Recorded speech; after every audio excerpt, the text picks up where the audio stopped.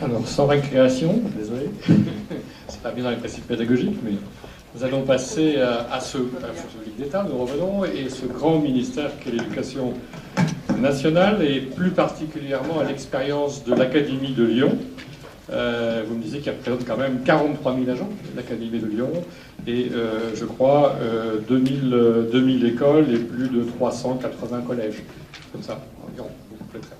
Donc une structure quand même très, très, très importante.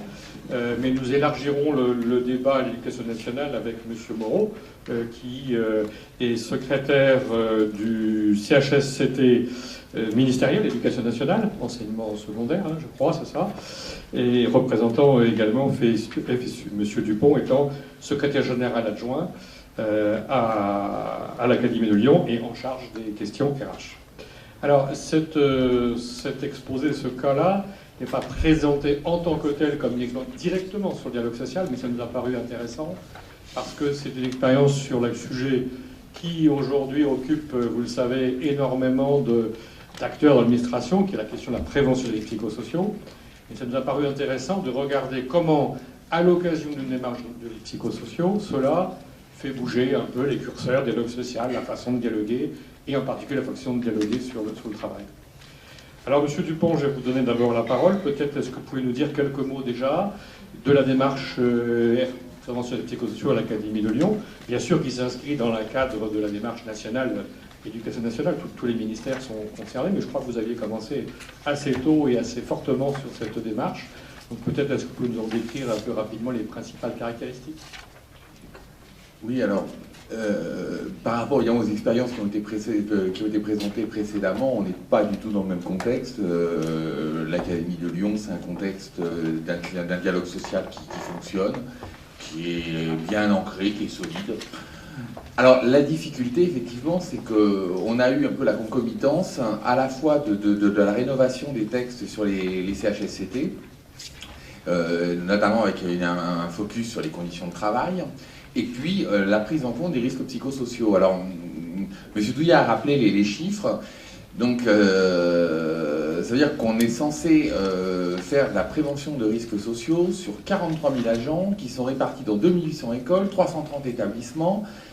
Donc, la question des leviers pour pouvoir agir est assez compliquée. Autant sur le rectorat, avec ses services, on voit à peu près ce qu'on pourrait faire. Bon. Là, la dissémination d'une population très importante sur un territoire rend la problématique extrêmement complexe. Et c'est vrai que, alors ce n'est pas une problématique qui est propre à l'Académie de Lyon, beaucoup d'académies sont dans une proportion gardée, mais ils sont dans des problématiques similaires. Donc ça nous a conduit, dans le cadre d'un dialogue social souvent assez fourni et se déroulant bien, à reculer un peu devant l'obstacle et à ne pas s'emparer vraiment du sujet, à un peu toujours procrastiner. Et c'est vrai qu'il y a eu des moments un petit peu de tension. Les partenaires sociaux nous demandant quand même logiquement, un, de faire vivre le CHSCD, et deux, dans ce cadre-là, d'essayer de rentrer dans une logique de prévention des risques psychosociaux. Et notamment de prévention primaire, de ne pas rester dans la gestion de crise, pour le dire vite, c'est à la prévention tertiaire qui n'est plus rendre la prévention. C'est le moment où on essaye de régler des situations qui sont déjà largement envenimé et toujours d'une façon qui est peu satisfaisante. Donc l'idée était vraiment de prendre en charge les deux. Alors on a essayé, on a construit une démarche avec les CHSCT. Pour vous dire, on a démarré en 2014 et on n'est pas encore complètement, on n'a pas encore complètement déployé le dispositif. On a fait des groupes de travail, vous en imaginez bien. On a essayé de trouver une méthode pour intégrer les risques sociaux dans les documents uniques, ce qui était l'occasion en même temps de relancer les documents uniques qui sont là aussi disséminés dans les différentes structures. On a élaboré une charte de relations au travail. Tout ça est relativement simple parce que ça se construit en centrale et ça se diffuse, donc ça va assez bien. Et on a mis en place un questionnaire à déployer avec un outil qui nous permette d'exploiter le questionnaire de manière à essayer de trouver sur une zone géographique de l'académie quels sont les endroits, sur la base des réponses que les agents peuvent nous faire, où on pourra avoir une présomption de risques psychosociaux, ce qui permet dans ce cas-là de prendre contact avec le responsable, l'inspecteur d'éducation nationale dans le premier degré ou le chef d'établissement, et d'essayer d'engager un dialogue sur ce qui constitue sur du moins les éléments, les indicateurs qui nous laissent penser qu'il y aurait intérêt à déployer une prévention primaire dans son établissement ou dans sa circonscription. Alors, la lourdeur du mécanisme, hein, je vous dis, ça fait 2 ans qu'on y est, on en est en phase, on va opérationnaliser ces jours-ci la première enquête en réel. On l'a fait sur 2 divisions du rectorat pour essayer de tester la robustesse de l'outil. Bon, on l'a fait sur une division, les 2 plus grosses, une qui fonctionne bien, une qui fonctionne pas très très bien, pour schématiser les choses. Notre enquête, effectivement, révèle que sur tous les items, celles qui fonctionnent pas bien, tout va plus mal. Donc, il y a bien massivement un besoin de travailler davantage sur cette division que sur l'autre. Donc, on imagine que notre outil est très solide. Donc, on va le déployer et commencer à travailler sur le risque. Pour en revenir, c'est pas le sujet ne sont pas les RPS. Ça nous a par contre mis avec les mêmes organisations syndicales que celles avec lesquelles on est habitué à travailler en CAP, en comité technique. Ça nous a quand même confrontés à des questions très différentes, parce que d'habitude on a un dialogue social qui est très installé, qui est profondément structuré par les directives nationales. Les organisations syndicales ont elles-mêmes des positions nationales, tout ça se décline au niveau académique. Il y a quelques particularités, des utilisations de quelques marges de manœuvre qui peuvent faire débat, mais tout ça est très organisé et on ne sort pas des sentiers. Il y a un peu de copier-coller, vous voulez dire, un petit peu d'hasard à côté. Voilà, enfin, c'est quelque chose c'est un dialogue social qui est dans la continuité, voilà, qui est très très installé et alors, faut pas dire qu'il vit pas, faut pas, mais il est très installé. Là, il n'est pas du tout. Les problématiques du CHSCT sont complètement nouvelles.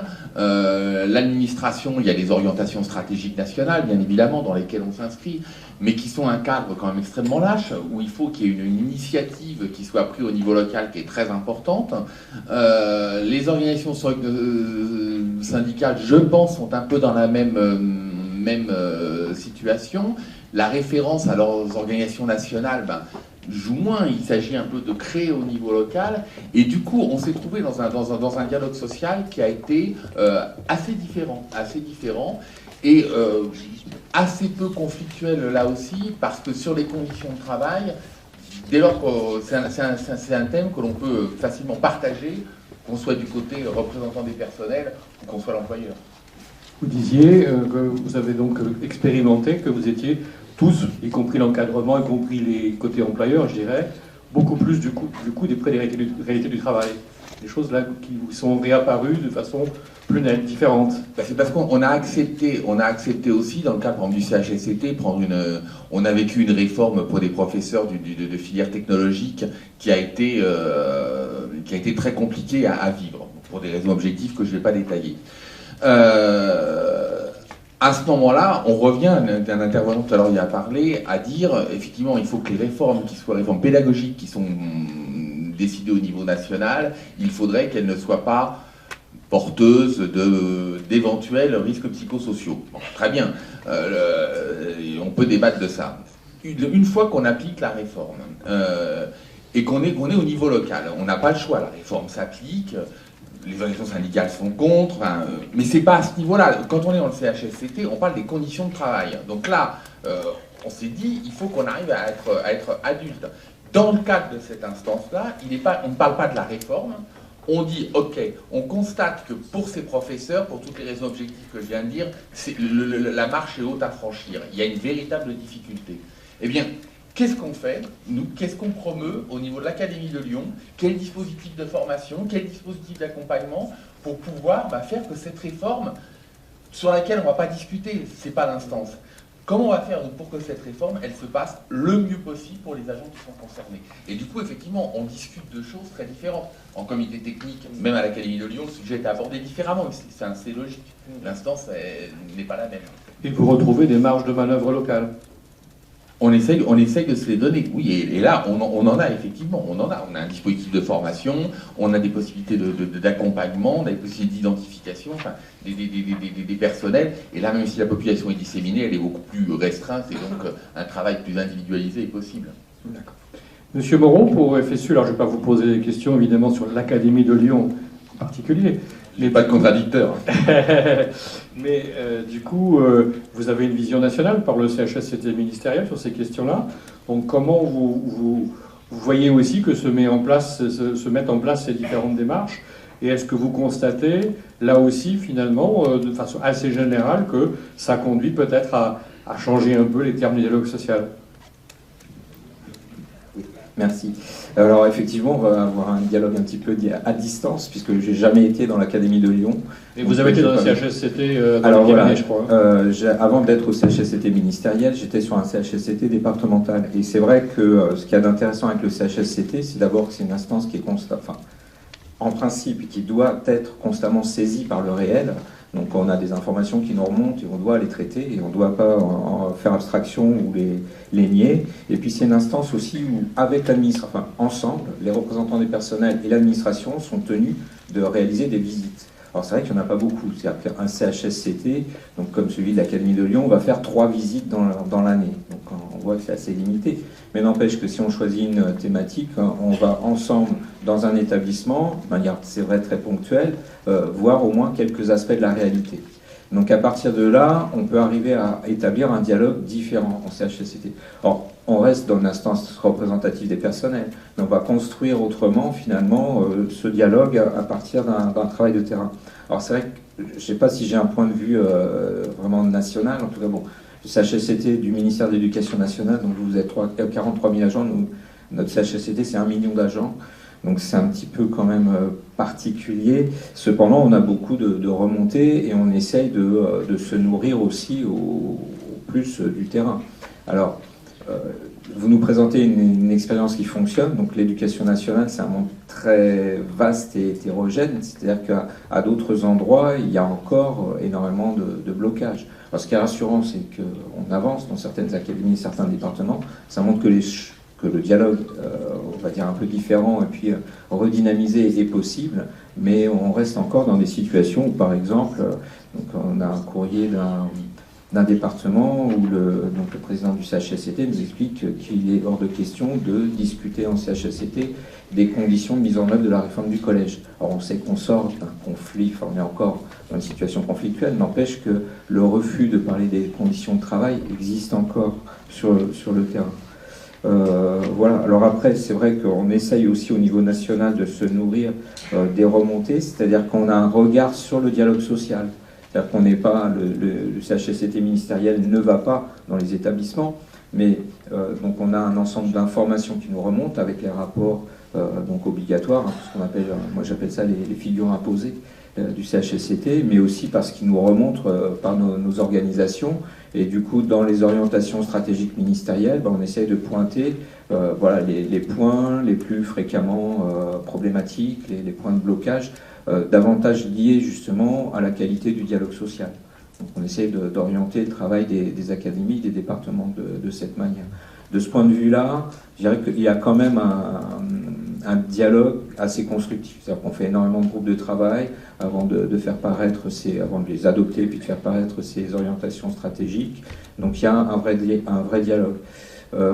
C'est un dialogue qui prend du temps aussi. Alors ça, c'est une difficulté aussi. C'est-à-dire que les personnels, ils sont souvent dans l'urgence. Hein, leurs conditions de travail, c'est au jour le jour qu'elles sont affectées, enfin, quand elles le sont.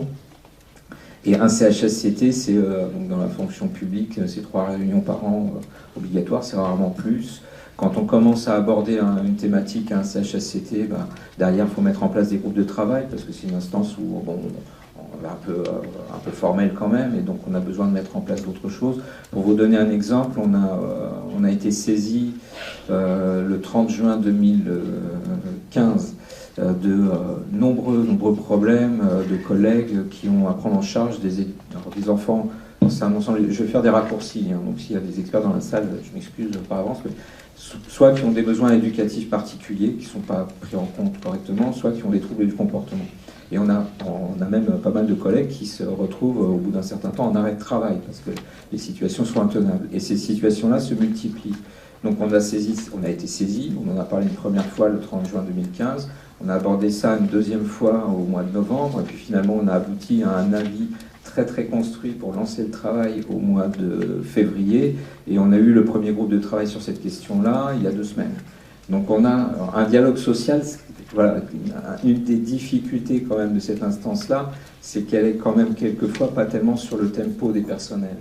Donc il faut quand même avancer, faut être ambitieux et modeste, et puis bon, on lâche pas le morceau. Vous imaginez quand même, j'ai commencé à en parler le 30 juin 2015, et on n'a pas lâché le morceau. Et là, on est dans une situation où le ministère donc, nous a dit, bon, bah, ok, c'est un sujet important, on a fait remonter des fiches de registre, on a fait remonter des travaux qui ont été réalisés dans les CHSCT, et le ministère dit, bon, on est d'accord, on voit avec ce que vous nous faites remonter que c'est un sujet important, et on va ouvrir un chantier. Donc, bon, c'est... Je vous ai présenté aussi une limite, mais un intérêt quand même, parce qu'on ne lâche pas le morceau quand on voit qu'il y a un problème sur le terrain. Sur ce que disait M. Dupont, au fond, comment dirais-je, la complémentarité des lieux où les organisations syndicales peuvent exprimer un point de vue sur les réformes, un point de vue général, et des lieux, des instances où il peut y avoir un travail beaucoup plus concret sur le terrain. Là-dessus, vous partagez un peu le point de vue, y compris peut-être que la prévention des risques psychosociaux, toutes ces démarches-là, ont permis peut-être de mieux éclairer le rôle des différentes instances et le rôle des différents niveaux d'action. Oui, il y a une complémentarité en même temps. Quand on est contre une réforme, hein, pour le dire rapidement, alors il y a évidemment, ça a été dit tout à l'heure, des objectifs politiques ou pédagogiques à une réforme, mais nous, quand on analyse une réforme, on n'a pas besoin d'être dans le CHSCT pour voir les effets sur les conditions de travail. Donc c'est aussi dans nos motivations, en dehors du CHSCT, de défendre les conditions de travail des personnels. On n'a pas attendu, heureusement, la mise en place des CHSCT pour avoir cette préoccupation. Donc il y a une complémentarité, mais il n'y a pas d'exclusivité non plus. Et de toute façon, dans les textes non plus, les CT peuvent être saisis aussi des problèmes de conditions de travail. Mais est-ce que du coup, les démarches conventionnelles psychosociaux vous permettent aussi peut-être de mieux outiller vos arguments sur telle ou telle réforme, parce que là, de fait des travaux de terrain, vous avez des informations tout à fait pertinentes et qui permettent d'éclairer encore mieux votre point de vue?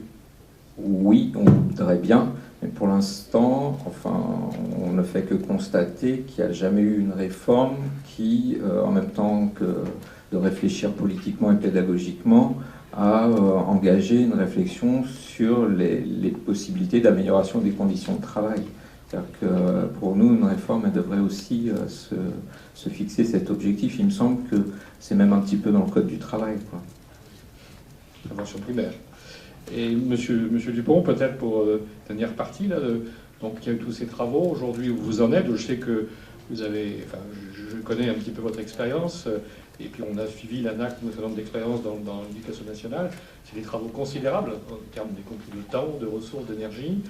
Où vous en êtes aujourd'hui et qu'est-ce qui se dessine? Comment est-ce que finalement cette énergie qui a été mise à un moment donné peut ne pas s'essouffler? Est-ce qu'il n'y a pas des risques d'essoufflement? Enfin, comment installer durablement peut-être quelque chose qui a commencé à s'installer du point de vue et du travail de terrain et des connaissances du terrain et du dialogue social?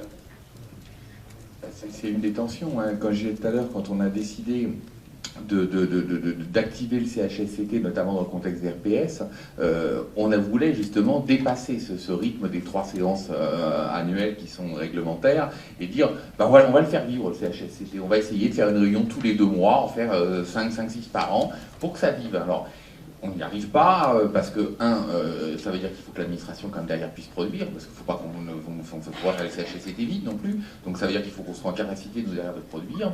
Alors, faute de faire des CHSCT, effectivement, comme disait M. Moreau, il y a beaucoup il y a des groupes de travail qui relayent.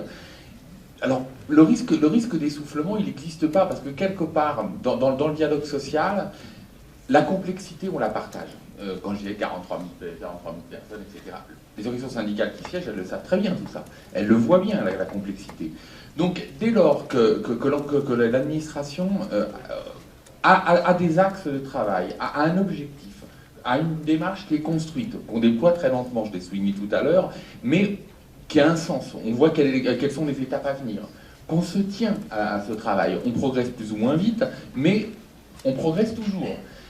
On arrive à travailler dans un contexte qui est vraiment apaisé et où il n'y a pas d'essoufflement, parce qu'on a toujours l'impression qu'on va vraiment... Il ne faudrait pas que les choses s'enrayent et qu'on cesse d'avancer. À mon avis, c'est là où on retrouverait les tensions qu'il y avait en 2013-2014, quand finalement on donnait l'impression de faire du surplace.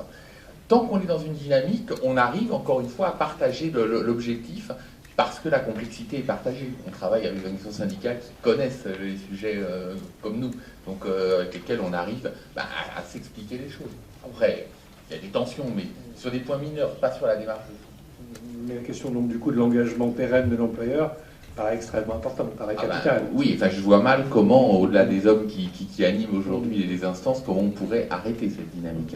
Et je pense effectivement, juste pour reboucler, c'est un peu ce que M. Moreau disait, nous disions un peu la même chose. Effectivement, on a hésité à se lancer, on ne s'est pas lancé suffisamment tôt, parce qu'on se disait que ça allait être un travail énorme. Et je pense qu'il y a encore des académies, des départements où la hauteur de la marche, en fait, dissuade de s'engager. Moi, je suis un Lyonnais, nous, on a fait le choix différent et je pense que c'est le bon choix. D'accord. Je vous remercie.